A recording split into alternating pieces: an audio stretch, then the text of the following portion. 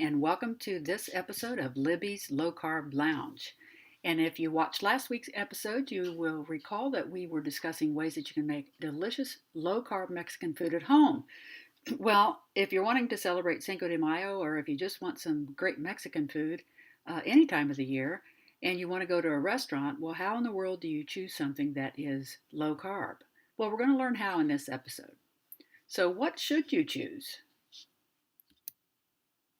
First, let's talk about choices from Chipotle Mexican Grill. Chipotle is in many large cities across the country. They're opening up new ones all the time and actually has some more healthy ingredients than a lot of Mexican restaurants.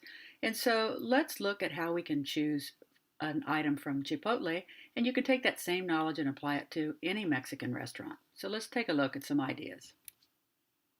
First off, let's start with the meat item. So meat should have 0 carbs in it, but sometimes sauces are applied, which can add carbs. So let's take a look here at Chipotle's choices. We have chicken, steak, carnitas, which is pork, and barbacoa, which is barbecued steak. So because there's some sauce on the barbacoa, that adds a tiny bit of carbs to total carbs, and the steak as well. They put some sauce on it. But all in all, very low carb, as it should be, because it's just meat. So far, we're not so bad. Now, what about the tortilla that is usually the main ingredient of Mexican food, whether it's enchiladas or burritos? So one large flour tortilla, which they have in their store, which if you've been there, you know they're ginormous, has 46 total carbs. Now, if you want to lose weight on a low carb diet, you need to be under at least 50 grams of total carbs a day. So that one tortilla would nearly bust your bank. You couldn't eat anything else for the day and still remain low carb.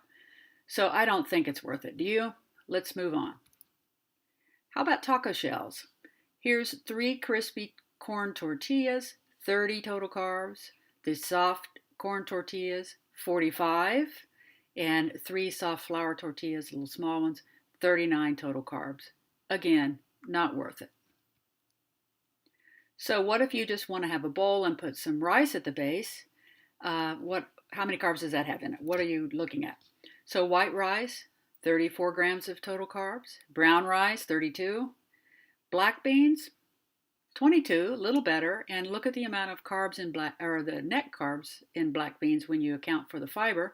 It's only 10 grams of carbs. However, that does add to your total. Pinto beans also has a fair amount of fiber in it. So that would be 11 grams of net carbs. But look at the fajita vegetables. If you go for those fajita stir-fried vegetables, that's only 3 net carbs or 4 total carbs. So think very carefully before you choose any of these items. Go for the lowest, and if you can get by with just the fajita vegetables, that's the best. If you want beans, very tiny amount. And you can see the serving size for the beans is only 4 ounces, a half a cup. So very few beans have a lot of carbs. Not as much as rice, but still a lot. Now, what about chips? Look at these chips. 73 total carbs for a small serving of chips. The chips and guacamole brings it up to 80. Chips and salsa, 77. You get the picture. Way too high. 2 days worth of carbs. And if you get a margarita on top of that, look at the calories. First off, 240 and 230, completely empty, no nutritional value calories, and 25 total carbs. The alcohol with the mixer in it is not worth it. Don't be tempted to eat the chips or drink margaritas if you want to lose weight. Now, you can't go wrong with romaine lettuce as the foundation for your meal instead of plopping a big amount of rice or beans at the bottom of a bowl. And we already know that the flour tortilla is not going to work, so you can forget the idea of a burrito unless you buy a burrito and just cut it open and eat the top and not the tortilla. You can do it that way as well. But Chipotle will put your food in a bowl, and you can avoid the temptation of the tortilla entirely. So order a bowl instead of a burrito, taco, or tostada, and have the romaine lettuce, which you can see has 2 carbs for 2.5 ounces of lettuce, which is a pretty good amount because lettuce is very light, and use that as your base. Now, don't forget to account for salsa and condiments in your carb tally. Not all salsas are low carb, so if you look through this list here, most of them are. However, let's look at guacamole down the list there, third from the bottom. It has 8 total carbs, but 6 of that is fiber because avocado is what the main ingredient is in guacamole, is very fibrous. So it is very low in carb and it is considered a healthy fat. So even though it has high total carbs, it's offset by all that fiber. So only 2 grams of net carbs for a half cup of guacamole. So that's not a bad choice. Let's go up and look at the roasted chili corn salsa. And the key here is it has corn in it, which really jacks up the carb amount. So 16 total carbs just for salsa. Now the vinaigrette at the bottom, 18 carbs just for salad dressing. You can see salad dressing can make a huge difference in whether a salad is healthy or not. So I would avoid any salad dressings except blue cheese or Caesar in any restaurant, which is, of course, it's not even there at most Mexican restaurants and certainly not at Chipotle. So use your salsa, the lower carb ones, instead of the vinaigrette. Because although vinaigrette should just be vinegar, they put obviously tons of sugar in it. Actually, 12 grams of sugar they add to that little small serving of salad dressing. So not worth it. So what should you choose when you go to a Mexican restaurant? I would get a salad bowl. Use a base of lettuce, or if it's at a restaurant where they don't particularly do that, ask them to do that. They will do that because you're the boss in a restaurant. So a base of lettuce, romaine preferably, it's nice and crunchy.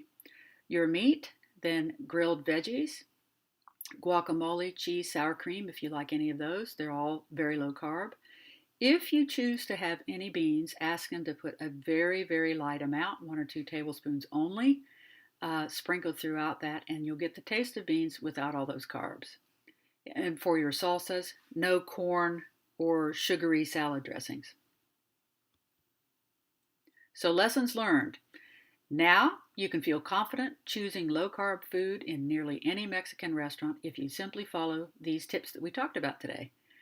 Avoid rice, tortillas, taco shells, and chips like the plague. They are not worth it, and they will destroy your efforts, and it will take you up to another week to get back into the fat-burning state if you overindulge. So just don't do it. It's not worth it.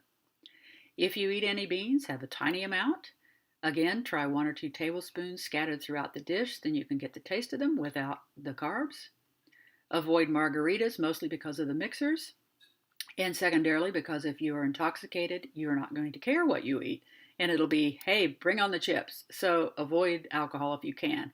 If you must have alcohol, no sugary mixers, and stick with 1 drink for the whole evening to avoid overindulging or drinking empty carbs.